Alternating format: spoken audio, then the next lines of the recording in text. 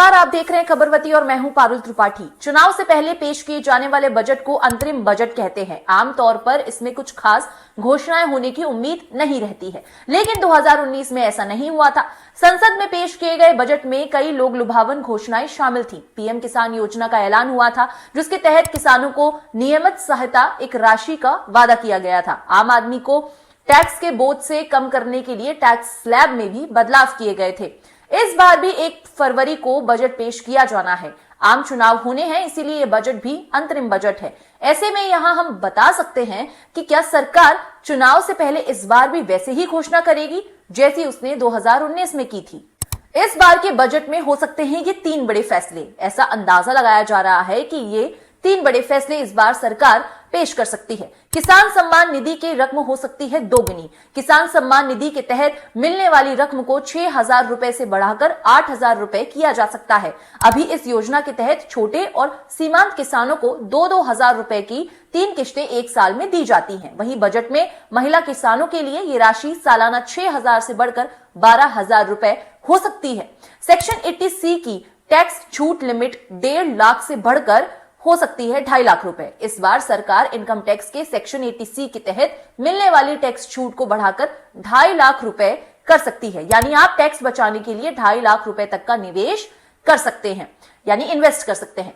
Income tax के section 80C के तहत EPF, PPF, equity linked saving scheme, Sukanya Samriddhi Yojana, national saving certificate, 5 साल की एफडी, नेशनल पेंशन सिस्टम और सीनियर सिटीजन सेविंग स्कीम आती है। इसके अलावा school fees, home loan payment, insurance premium जैसे खर्च के बदले भी टैक्स में छूट ले सकते हैं।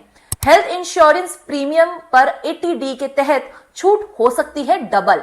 सेक्शन 80D के तहत हेल्थ इंश्योरेंस के लिए चुकाए गए प्रीमियम पर टैक्स छूट को बढ़ाकर 2 गुना किया जा सकता है। अभी 80D के तहत पति पत्नी और बच्चों के हेल्थ इंश्योरेंस के लिए चुकाए गए सालाना 25,000 रुपए तक के प्रीमियम पर ही टैक्स छूट मिलती है। ये बढ़ाकर 50,000 हो सकती है।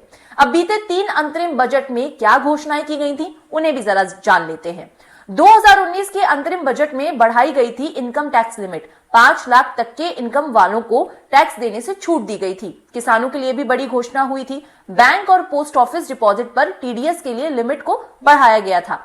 लेकिन 2014 में नहीं हुई थी कोई ऐसी बड़ी घोषणाएं, केवल कारों पर एक्साइज ड्यूटी घटाई गई थी।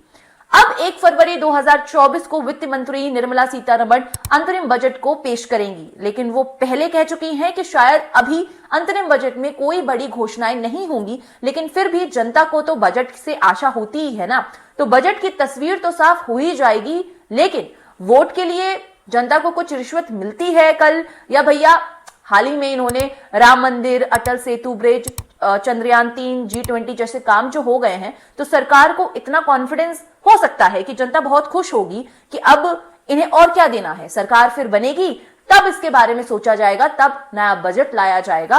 और आपको बता दूं कि अंतरिम बजट में उतने ही समय सीमा के लिए बजट तय किया जाता है जब तक कि नई सरकार नहीं बन जाती है। तो वो जो 3-4 महीने का जो ये पीरियड है, इस 3-4 महीने के लिए ही सरकार अपना एक बजट पेश करती है, जिसमें उनको 3-4 महीने अपने निकालने हैं।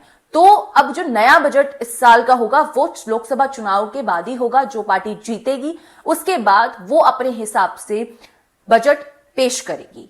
तो कल बजट पेश होने वाला है, अंतरिम बजट, जो कि निर्मला सीतारमण पेश करेंगी। लेकिन उससे पहले क्या कुछ आशा या एक गेस किया जा रहा है कि ये कुछ बड़ी घोषणाएं हैं, शायद हो सकती हैं। तो अगर आपको ये स्टोरी पसंद आई है तो प्लीज इसे लाइक करिए, कमेंट करिए, हमारे चैनल को जरूर सब्सक्राइब कीजिए। खबरवती को ढेर सारा प्यार ऐसे ही देते रहिए। शुक्रिया।